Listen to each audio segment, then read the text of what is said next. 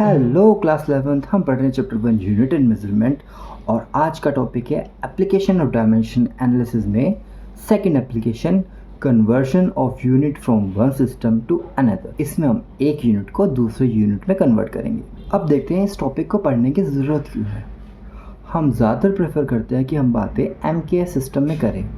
MKS system मतलब जिसमें length metre में, मास किलोग्राम में और टाइम सेकंड में मेजर हो। पर अगर हम प्लानिटरी ऑब्जेक्ट्स या सैटेलाइट्स की बात करें तो उनका डिस्टेंस बहुत ज़्यादा होता है, उनकी स्पीड बहुत ज़्यादा होती है, बहुत ज़्यादा स्पीड में उनको भेजना होता है और टाइम की भी यूनिट डिफरेंट हो सकती है। तो हमें हर जगह सेम ही यूनिट्स को अप्लाई नहीं कर सकते, इसलिए हमें एक चीज़ को दूसरी यूनिट में कन्वर्ट करना पड़ता है। दूसरा एग्जांपल इसका हो सकता है हमें छोटे पार्टिकल्स, एटॉमिक पार्टिकल्स की स्टडी करता है, वहाँ पे भी हम MKS सिस्टम का यूज़ नहीं कर सकते क्योंकि उनका साइज़ बहुत छोटा होता है, उनकी स्पीड बहुत छोटी होगी।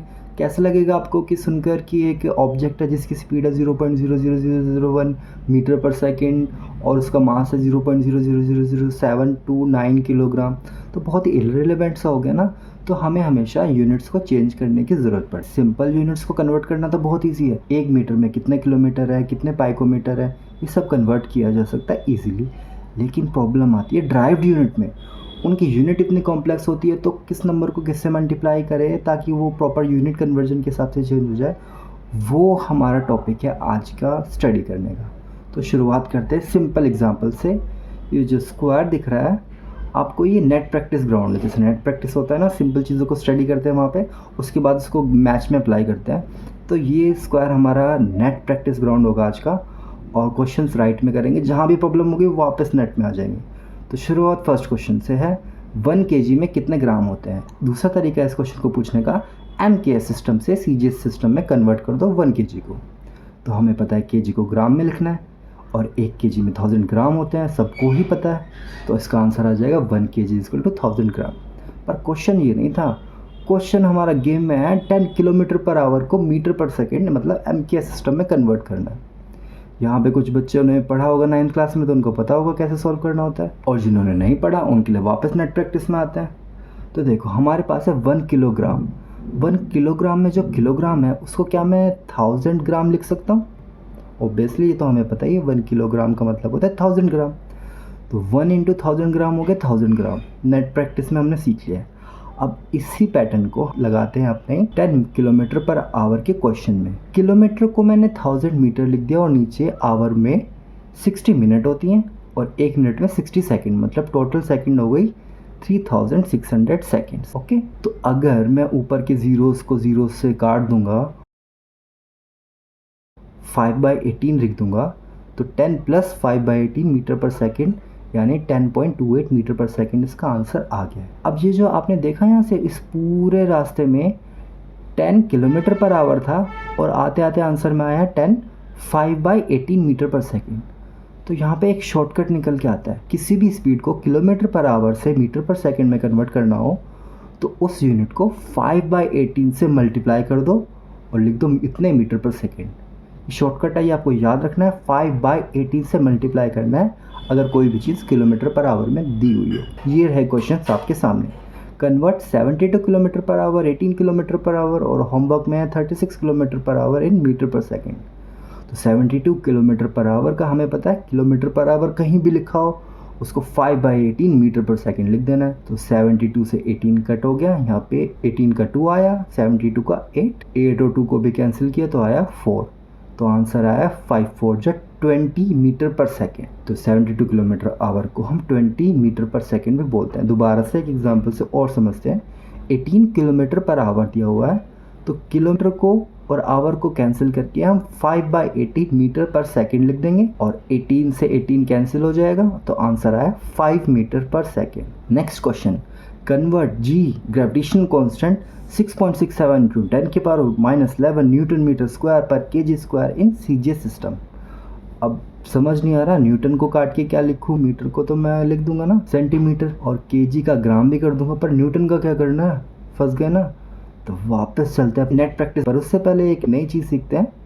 हमने मेजरमेंट के चैप्टर में पढ़ा था किसी भी फिजिकल क्वांटिटी को उसका मैग्नीट्यूड और उसकी डायमेंशंस यानी यूनिट में रिप्रेजेंट करते हैं, और किसी भी एक फिजिकल क्वांटिटी की एक मैग्नीट्यूड और एक यूनिट को दूसरे मैग्नीट्यूड की करस्पॉन्डिंग दूसरे यूनिट में कन्वर्ट किया जा सकता है। इसको बोलेंगे Q is equal to N1 into U1 is equal to N2 into U2। जैसे 200 मीटर को 0.2 किलोमीटर लिख सकते हैं। इसी चीज़ को हम उठा के हम अपनी नेट प्रैक्टिस में आते हैं और देखो Q is equal to N1 U1 is equal to N2 U2। तो यहाँ पे Q मतलब क्वांटिटी है, मतलब 1 किलोग्राम। इसको हम क्या करेंगे, N1 और U1 में डिवाइड कर देंगे। तो N1 हो गया 1 सिर्फ मैग्नीट्यूड और U1 इसकी यूनिट होगी। और N2 क्या हुआ, हमें निकालना है N2 कितना मैग्नीट्यूड होगा जिसकी यूनिट हो जाएगी ग्राम। एक ग्राम में कितनी क्वांटिटी होंगी, N2 हो जाएगा 1 इंटू kg बाई ग्राम। ये वाला ग्राम नीचे चला जाएगा तो kg अपॉन ग्राम हो गया।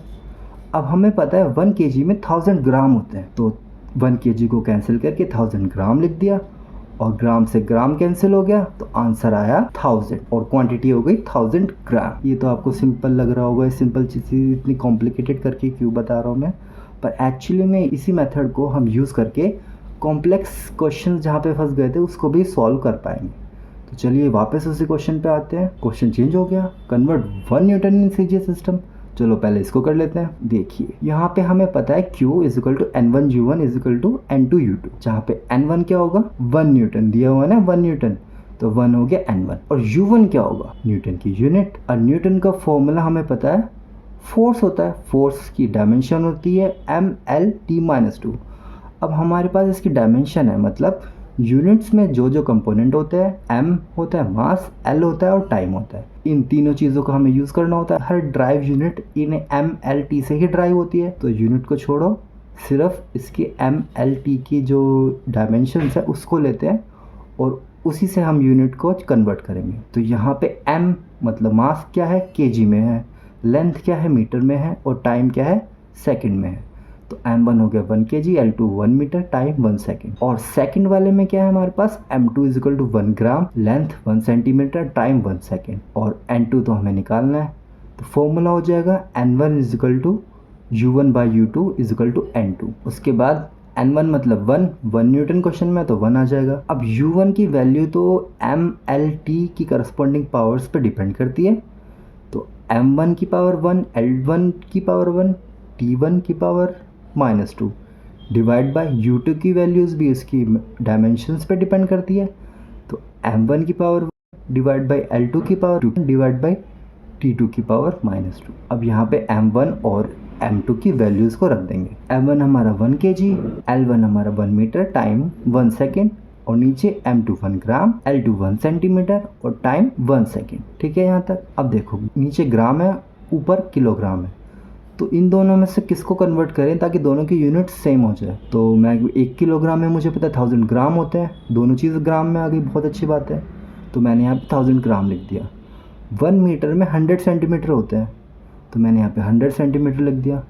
और सेकंड तो दोनों सेम है, तो कोई चेंज करने की ज़रूरत। अब यहाँ पे ग्राम से ग्राम कैंसिल, सेंटीमीटर से सेंटीमीटर, 1 सेकंड से 1 सेकंड तो पूरा ही चला गया। तो हमारे पास बचा 1000 की पावर 1 मतलब 1000 इंटू 100 की पावर 1 मतलब 100, मतलब 10 की पावर 1 2 3 4 5, 10 की पावर 5। N2 की वैल्यू हो गई 10 की पावर 5। 1 न्यूटन को बोल सकते हैं हम 10 की पावर 5 ग्राम सेंटीमीटर सेकंड -2, या फिर इसको 10 की पावर 5 डाइन भी बोलते हैं, इसका नाम है। सेकंड सिमिलर क्वेश्चन हम देखते हैं। शुरुआत में हमें पैटर्न पता है, सबसे पहले क्या करना होता है, हमें कन्वर्ट करना है 1 जूल टू अर्ग्स। 1 जूल को अर्ग्स कहते हैं।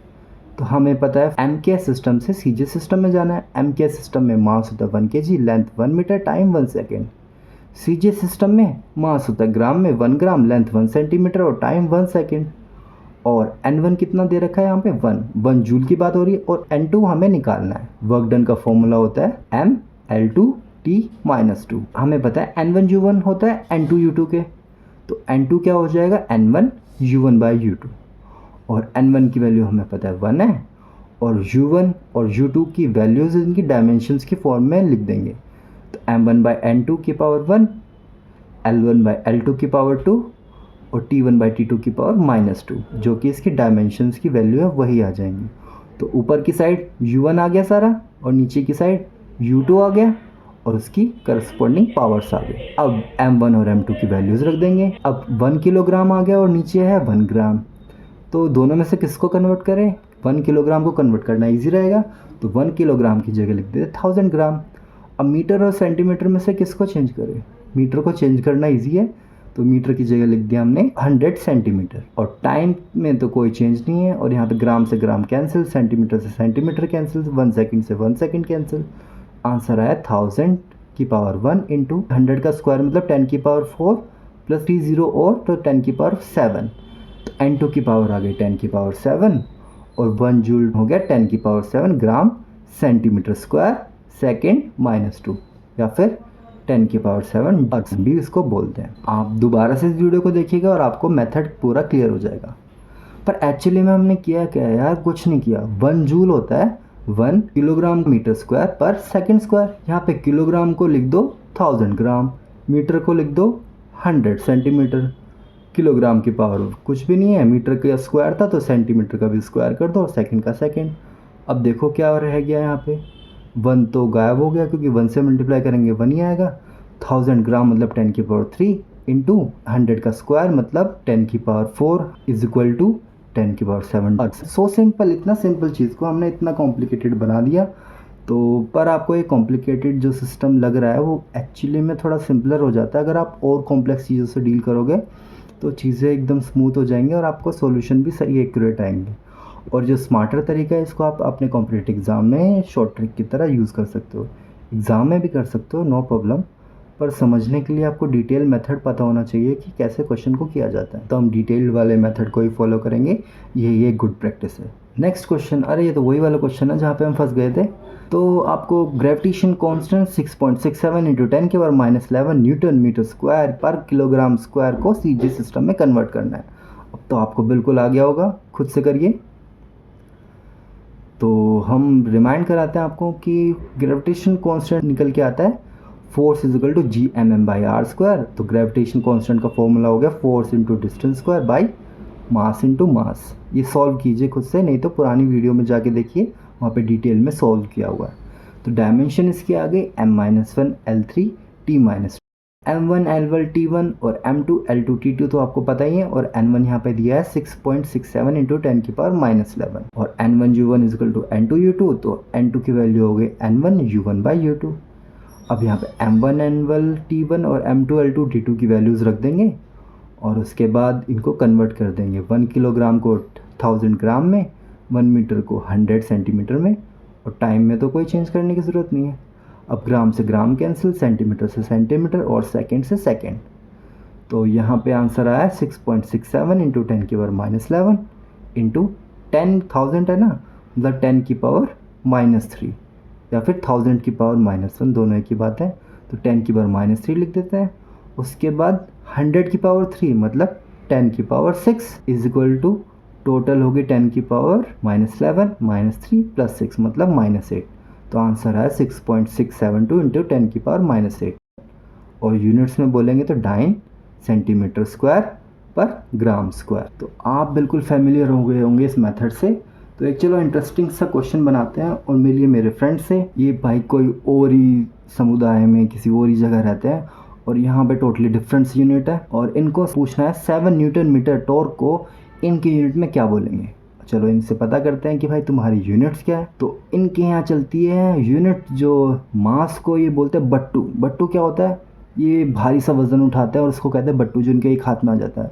कितना वेट होता है? 7 kg का, मैंने मेज़र करके पता करा है।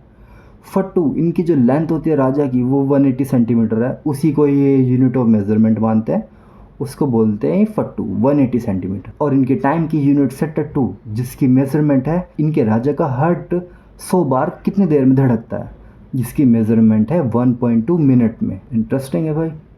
तो m1 तो हमें पता है 1 kg, L2 हमें पता है 1 मीटर और टाइम 1 सेकेंड, और m2 L2 T2 की वैल्यू यहाँ पे जो उसने बताई है वो मैंने लिख दी। n1 यहाँ पे 7 न्यूटन मीटर का पूछ रहा है तो n1 हो गया 7, n2 आपको निकालना है, ठीक है। तो जो टॉर्क का डायमेंशन फॉर्मूला होता है m1 L2 T-2। तो n1 U1 is equal to n2 U2 और n1 U1 by U2 is equal to n2, ये आपको पता ही चल गया होगा। m1 L1 T1 और m2 L2 T2 फॉर्मूले में सबकी वैल्यूज़ रख देंगे। तो यहाँ पे आया n1 की value 7 into 1 kilogram divide by m2 की वैल्यू 7 kg और L1 की वैल्यू 1 मीटर थी और L2 की वैल्यू 180 सेंटीमीटर, T1 की वैल्यू 1 सेकेंड और T2 की वैल्यू 1.2 मिनट। अब देखते हैं, कन्वर्ट करते हैं, ऊपर भी kg नीचे भी kg, तो kg से kg कैंसिल हो गया, 1/7 आ गया यहाँ पे। तो दूसरे में 1 metre divide by 180 centimetre, metre को सेंटीमीटर में कर देते हैं, 100 सेंटीमीटर में कन्वर्ट कर दिया। टाइम में 1.2 मिनट है तो मिनट को सेकंड में कर देते हैं, तो 1.2 इंटू 60 सेकेंड। अब यहाँ पे 7 से 7 कैंसिल हो गया था और यहाँ पे सेंटीमीटर से सेंटीमीटर कैंसिल हो गया और एक ज़ीरो से एक ज़ीरो भी कट गया। यहाँ पे बच गया 5/9, 5/9 का स्क्वायर इंटू सेकेंड से सेकेंड कैंसिल हो गया और बचा ये इन्वर्स है, -2 है तो मतलब 1.2 की जगह हो गया 12 इंटू 6। नेक्स्ट क्वेश्चन है, young modulus of steel 1.9 into 10 की पावर 11 न्यूटन पर मीटर स्क्वायर है। आपको इसको सीजीएस सिस्टम में कन्वर्ट करना है। आप वीडियो को पॉज करिए और इसको सॉल्व करना शुरू कीजिए। होप आपको ये वीडियो अच्छी लगी होगी। और next application of dimension analysis जो कि है driving relationship between physical quantities के फॉर्मूलेज निकालेंगे जो साइंटिस्ट ने इतनी मेहनत से निकाले थे, उन सब फॉर्मूले को निकालेंगे हम चुटकी में। तो watch this video. Thank you.